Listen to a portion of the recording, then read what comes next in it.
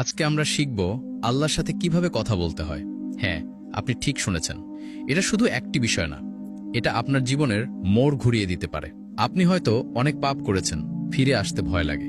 আপনার ভিতরে যদি একটু আশা থাকে, তাহলে বলবো এই ভিডিওটা আপনি মিস করেন না। কারণ এই ভিডিওতে আপনি জানবেন আপনি কিভাবে নিজের ভাষায় আল্লাহর সাথে কথা বলবেন, কিভাবে ছোট্ট একটা দোয়া আপনার আখিরাত বদলে দিতে পারে। এই ভিডিওটা আপনার ও আল্লাহর মাঝে একটা নতুন দরজা খুলে দিতে পারে।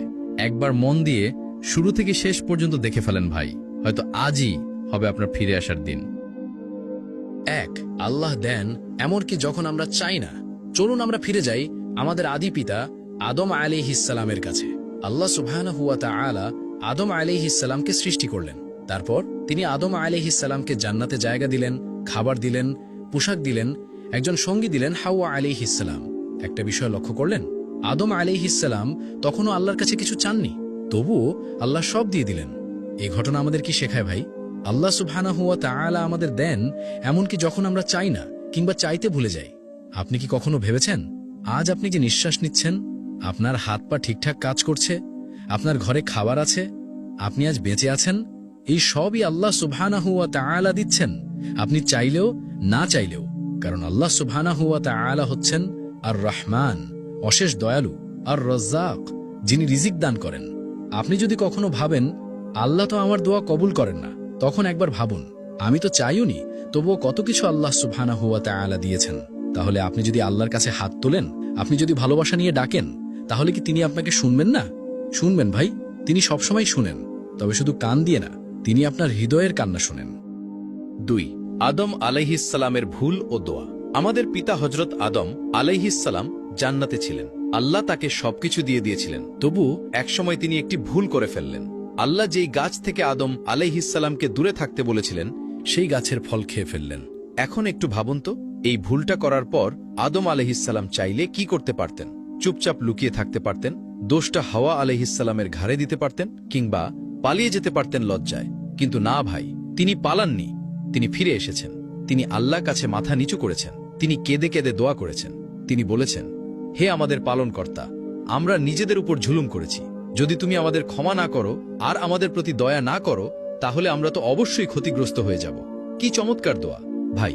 না কোনো বড় বড় শব্দ, না কোনো সাজানো ভাষা, শুধু একটি ভাঙা হৃদয়ের কান্না। এই দোয়া ছিল ভালোবাসার, ছিল লজ্জার। এটাই আমাদের শেখার মতো বিষয়। আমরাও তো ভুল করি, তাই না? আমরাও অনেক সময় গুনাহ করে ফেলি, কিন্তু তখন কি করি?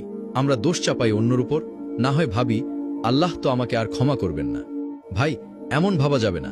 আমাদের পিতা হযরত আদম আলাইহিসসালাম যদি ক্ষমা চেয়ে আসতে পারেন, তাহলে আমরাও পারি। আপনি শুধু বলুন, হে আল্লাহ, আমি ভুল করেছি, আমি তোমার কাছে ফিরতে চাই।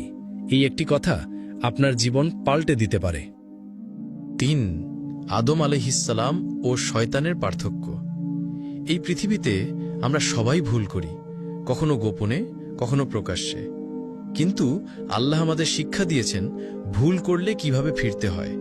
তার জন্যই আমাদের সামনে দুটি উদাহরণ রেখেছেন, একজন আদম আলাইহিসসালাম আর একজন শয়তান। আদম আলাইহিসসালাম ভুল করলেন, গাছের ফল খেলেন। শয়তানও ভুল করল, আদম আলাইহিসসালামকে সিজদা করতে অস্বীকার করল।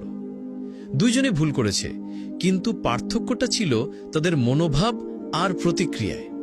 আদম আলাইহিসসালাম বললেন, হে আল্লাহ, আমি ভুল করেছি, আমি তোমার দয়া চাই, আমাকে ক্ষমা করে দাও।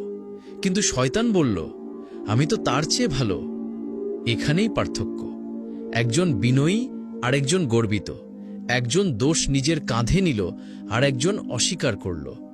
একজন ফিরে এলো আল্লাহর কাছে, আরেকজন চিরকালের জন্য দূরে চলে গেল। ভাই ও বোনেরা, আমরা কার মতো হতে চাই? আদম আলাইহিসসালামের মতো নাকি শয়তানের মতো? যখনই আমাদের দ্বারা গুনাহ হয়ে যাবে, তখনই আমরা এই দোয়াটি বেশি বেশি করতে পারি, হে আল্লাহ, আমি ভুল করেছি, কিন্তু আমি তোমারই বান্দা, আমাকে মাফ করে দাও। এই কথাটা আল্লাহ সবচেয়ে বেশি ভালোবাসেন, কারণ তিনি তো গফফার, যিনি বারবার ক্ষমা করেন। ৪. দোয়া আসলে কি? আমরা অনেক সময় দোয়াকে ভুলভাবে বুঝি। অনেকে ভাবে দোয়া মানেই আল্লাহর কাছে কিছু চাওয়া। হে আল্লাহ, চাকরি দাও। হে আল্লাহ, পরীক্ষায় পাশ করিয়ে দাও। হে আল্লাহ, বিপদ থেকে বাঁচাও। হ্যাঁ, এগুলো ঠিক আছে, কিন্তু দোয়া কি শুধু চাওয়ার নাম?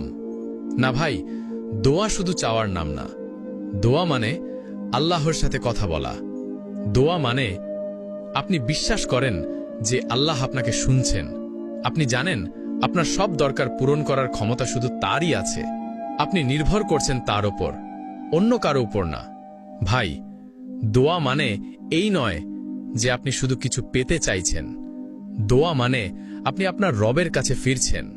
আপনি যদি একটুও কান্না ভেজা হৃদয়ে বলেন, হে আল্লাহ, আমি জানি তুমি আছো, আমি শুধু তোমার সাহায্য চাই, তাহলে এই ছোট্ট কথাটাও আল্লাহর কাছে অনেক বড় দোয়া হয়ে যায়। রাসূলুল্লাহ সাল্লাল্লাহু আলাইহি সাল্লাম বলেছেন, দোয়া হচ্ছে ইবাদতের মূল। তিরমিজি। ভাবুন তো, ইবাদতের মূল মানে আপনি যখন দোয়া করেন তখন আপনি ইবাদতের একেবারে কেন্দ্রে আছেন। আর দোয়া করতে আরবি জানার দরকার নেই, সাজানো গুছানো ভাষা লাগবে না। আল্লাহ শুধু চান আপনার মন খোলা থাকুক আর বিশ্বাসটা সত্য হোক। তাই ভাই, আপনি যদি কষ্টে থাকেন, আপনি যদি বেকার থাকেন, আপনি যদি ভাঙা মন নিয়ে বসে থাকেন, তবুও আল্লাহর সাথে কথা বলেন। বলুন, হে আল্লাহ, আমি অসহায়, আমি তোমাকে ছাড়া আর কারো কাছে যাব না। এই কথাটি হতে পারে আপনার জীবনের মোড় ঘুরিয়ে দেওয়ার প্রথম ধাপ। 5. কিভাবে আল্লাহর সাথে কথা বলবো? ভাই ও বোনেরা, এই পর্যন্ত এসে হয়তো আপনি মনে করছেন, আচ্ছা, আমি আল্লাহর সাথে কথা বলতে চাই, কিন্তু কিভাবে? অনেকে ভাবে, আমার তো সুন্দর করে দোয়া করার ভাষা নেই, আমি আরবি জানি না, আমি এত পাপ করেছি, আল্লাহ কি আমার কথা শুনবেন? ভাই শুনুন, আল্লাহ আপনার মুখের শব্দ শুনেন না, তিনি শোনেন আপনার হৃদয়ের ভাষা। আপনাকে কোনো সাজানো গুছালো বাক্য দরকার নেই, আপনাকে আলেম হতে হবে না, কিতাব মুখস্থ থাকতে হবে না। তাহলে কিভাবে শুরু করবেন? খুবই সহজ। একটা নিরিবিলি জায়গা বেছে নিন, যেখানে একটু চুপচাপ থাকা যায়, নিজের সাথে থাকা যায়, যেমন নিজের রুম। আল্লাহর প্রশংসা দিয়ে শুরু করুন। বলেন, আলহামদুলিল্লাহ, সুবহানাল্লাহ, আল্লাহু আকবার। তারপর রাসূল সাল্লাল্লাহু আলাইহি ওয়াসাল্লামের উপর দরুদ পাঠ করুন, আল্লাহুম্মা সাল্লি আলা মুহাম্মাদ। এবার নিজের মনের কথা খুলে বলুন। হ্যাঁ, একদম আপনার ভাষায়, যেমন বন্ধু বা মা বাবার সাথে কথা বলেন ঠিক তেমন। বলুন, হে আল্লাহ, আমি কষ্টে আছি, হে আল্লাহ, আমি জানি আমি ভুল করেছি, হে আল্লাহ, তুমি ছাড়া আর কারো কাছে যেতে ইচ্ছে করে না। আপনার চোখে পানি থাকুক বা না থাকুক, আল্লাহ দেখেন আপনার আন্তরিকতা। ভাই, একবার মনে মনে বলেই দেখুন, হে আল্লাহ, আমি তোমার দয়া চাই। এই একটি বাক্য আপনার হৃদয় বদলে দিতে পারে, কারণ আল্লাহ বলেন, আমি কাছেই আছি, আপনাকে শুধু ডাকতে হবে, বাকি পথটা আল্লাহ নিজেই আপনাকে নিয়ে যাবেন। 6. আল্লাহ আমার দোয়া কবুল করেন না কেন? এটা এমন এক প্রশ্ন যা অনেকেই মনে মনে করে। আমি তো অনেক দোয়া করছি, কিন্তু আল্লাহ আমার দোয়া কবুল করছেন না কেন? এই প্রশ্নে কষ্ট আছে, হতাশা আছে, কিন্তু তার মধ্যে একটা আল্লাহর প্রতি আশাও লুকিয়ে আছে। আর সেই আশাটাকে জিয়ে রাখাই হলো আসল ঈমান। চলুন সহজভাবে বোঝার চেষ্টা করি। 1. আল্লাহ আপনার দোয়া শুনেছেন, এতে কোনো সন্দেহ নেই। তিনি নিজেই বলেছেন, তোমার প্রভু বলেন, আমাকে ডাকো, আমি তোমাদের ডাকে সাড়া দেব। 2. কিন্তু উত্তরটা হয়তো 3 ভাবে আসে। তাৎক্ষণিকভাবে হ্যাঁ দিয়ে আপনি যা চাইছেন তাই দিয়ে দেন, না দিয়ে কারণ সেটা আপনার জন্য ভালো নয়, বা বলেন অপেক্ষা করো কারণ সময়টা এখনো ঠিক হয়নি। 2 বছরের বাচ্চা যেমন কখনো কখনো চকলেট চায়, কিন্তু মা তখন দেয় না, কারণ মা জানে এখন দিলে ওর পেট খারাপ হবে। ঠিক তেমনি আল্লাহ আমাদের চাওয়াগুলো আমাদের ভালোর জন্য নিয়ন্ত্রণ করেন। 3. কখনো আল্লাহ আপনাকে তা দেন যা আপনি চাইছেন না, কিন্তু যার প্রয়োজন আপনার অনেক বেশি। আপনি হয়তো চাকরি চাইছেন, কিন্তু আল্লাহ আপনাকে ধৈর্য শেখাচ্ছেন, কেননা পরবর্তীতে আপনি যে দায়িত্ব পাবেন তার জন্য এই সময়ের প্রস্তুতি জরুরি। 4. আবার কখনো আল্লাহ আপনার দোয়ার বদলে আপনার কোনো বড় বিপদকে ঠেকিয়ে দেন যা আপনি বুঝতেই পারেননি। আপনি কিছু চাইলেন, কিন্তু আল্লাহ দিলেন সেই বিপদ থেকে নিরাপত্তা যা আপনার জানা ছিল না। আর একটা কথা শুনে রাখুন ভাই, আল্লাহ দোয়া শুনতে ভালোবাসেন। যেমন মা শিশুর কণ্ঠ শুনে আনন্দ পান, আল্লাহও চান তার বান্দা যেন তাকে ডাকে, বারবার ডাকে, কান্না করে ডাকে। তাই যদি আপনি ভাবেন আল্লাহ শুনছেন না, তবে বুঝে নিন আপনার ডাকটা আল্লাহ শুনছেন, কিন্তু উত্তরটা হয়তো আপনাকে প্রস্তুত করার জন্য দেরি করে আসছে। শেষ কথা, হতাশ হবেন না, আল্লাহ কারো দোয়াকে অবহেলা করেন না। আপনার প্রতিটি ডাক, প্রতিটি কান্না, প্রতিটি নিঃশ্বাস সবই আল্লাহর দরবারে পৌঁছে যাচ্ছে। শুধু একটুকু ধৈর্য ধরুন, বিশ্বাস রাখুন আর ডেকে যান, কারণ আল্লাহ কখনো কাউকে খালি হাতে ফিরিয়ে দেন না। 7 আল্লাহর কাছে কি চাইব? ভাই ও বোনেরা, আল্লাহ আমাদের বলেছেন, আমাকে ডাকো, আমি তোমাদের ডাকে সাড়া দেব। তাহলে প্রশ্ন হলো, আমরা কি চাইব আল্লাহর কাছে? আমরা তো অনেক কিছু চাই, তাই না? চাকরি চাই, রিজিক চাই, ভালো রেজাল্ট চাই, পরিবারের শান্তি চাই। এসব চাইতে কোনো সমস্যা নেই, বরং এগুলো চাওয়া ইবাদত। কিন্তু ভাই, শুধু দুনিয়ার জিনিসগুলো চাইলে তো আমরা সীমিত চাওয়া চাইছি। একজন প্রকৃত মুমিন আল্লাহর কাছে চায় দুনিয়াও আখেরাতও। চলুন দেখি কি কি চাইতে পারি। দুনিয়ার জন্য যা চাইতে পারেন: হালাল রিজিক, সুস্থতা ও নিরাপত্তা, ভালো পরিবার ও সন্তান, কল্যাণকর বন্ধু, পরিশ্রমের বরকত, হেদায়ত ও ধৈর্য।